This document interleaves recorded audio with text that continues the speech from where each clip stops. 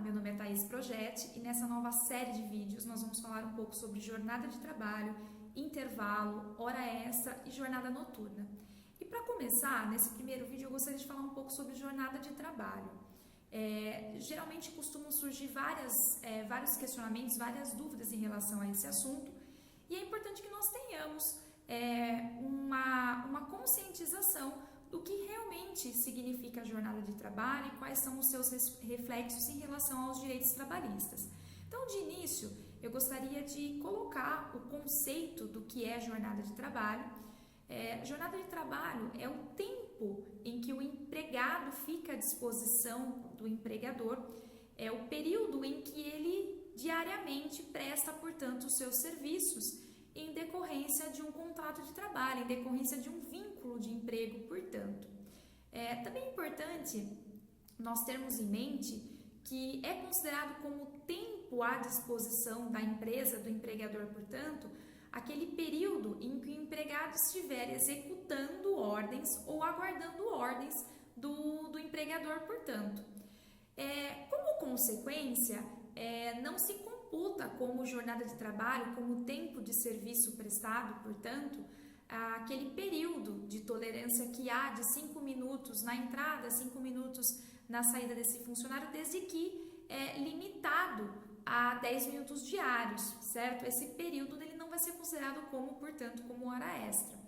Também nós temos uma segunda ressalva a fazer, que é em relação à troca do uniforme, a troca de roupa dentro da empresa.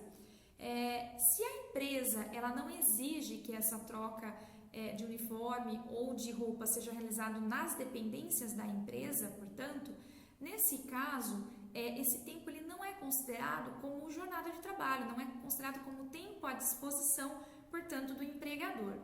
E por fim, nós temos uma terceira situação, que é quando esse empregado ele permanece ou ele adentra até as dependências dessa empresa para fazer o quê? Para fazer atividades que não estão relacionadas a uma prestação de serviço propriamente dita. Então, ele vai até a empresa para atividades particulares, exemplo, para atividades de lazer, de descanso, para práticas religiosas, para esporte, para convivência social ou ainda para estudo. Nessas situações não é tempo à disposição do empregador e, portanto, não se considera como uma jornada de trabalho. Já que nós estamos falando de jornada de trabalho, nós não podemos deixar de fazer algumas ressalvas. A primeira é de que empresas que tenham até 10 funcionários, elas não têm a obrigatoriedade legal de registrar a jornada desses funcionários. Acima disso, é obrigatório o controle, o registro, seja através de meios eletrônicos, digital, cartão, é obrigado a ter esse controle da jornada de cada um dos seus respectivos colaboradores. Só que também é importante nós termos em mente que nós temos alguns funcionários, algumas funções que por natureza elas estão excluídas desse controle de jornada, dessa jornada diária. Quem são eles? Então, primeiro, aquelas atividades que são externas e que são incompatíveis a uma fixação de horário de trabalho. Como exemplo, eu sempre costumo citar os motoristas e aqueles que são viajantes, que são vendedores, certo? Que existe uma dificuldade em se fixar, exatamente de se controlar, o que não é impossível. Se a empresa ela conseguir ter um controle do horário que é realizado por esse funcionário, tiver uma subordinação em relação a horários, né? Nesse caso nós não estamos falando de funcionários excluídos, certo? Haverá sim, portanto, uma jornada e consequentemente horas extraordinárias trabalhadas deverão ser remuneradas com o respectivo adicional de hora extra, certo?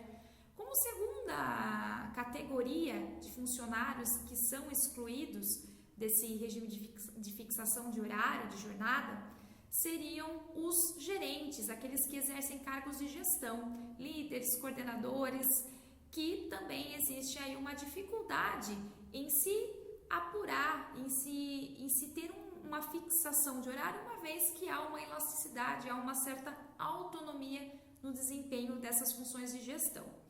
E por fim, nós temos aqueles empregados que trabalham na modalidade do regime de teletrabalho. Nós falamos em um outro momento sobre o teletrabalho. O que é o teletrabalho? Para que a gente possa contextualizar. O teletrabalho é aquele trabalho que ele é desenvolvido, ele é desempenhado à distância. Só que nesse caso, há a obrigatoriedade do uso de meios de telecomunicações, de meios de informática, de meios realmente tecnológicos, certo? Isso é o que vai caracterizar esse trabalho à distância como teletrabalho.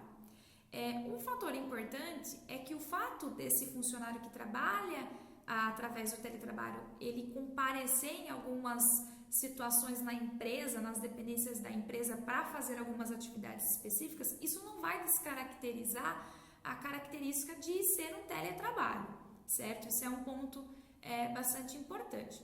Também nós temos que fazer uma ressalva, né? Que em relação aos cargos de gestão, se efetivamente não houver o poder de gestão, o poder de direção, de mando, esse cargo ele estará descaracterizado e, portanto, haverá sim uma jornada, haverá todos os reflexos no que tange a jornada extraordinária. E também em relação ao teletrabalho, nós temos que apontar que, se houver a possibilidade de controlar os horários desse funcionário, nós também estaremos falando sim de uma jornada diária, com controle, com respectivo registro e, consequentemente, com a possibilidade de pagamento de horas extras no caso de jornada extraordinária, acima das horas aí legais ou contratuais ou previstas na convenção coletiva. Esses são alguns pontos que nós temos que ter em mente para que a gente possa entender no nosso próximo vídeo um pouco mais sobre intervalo, sobre horas extras e sobre jornada noturna.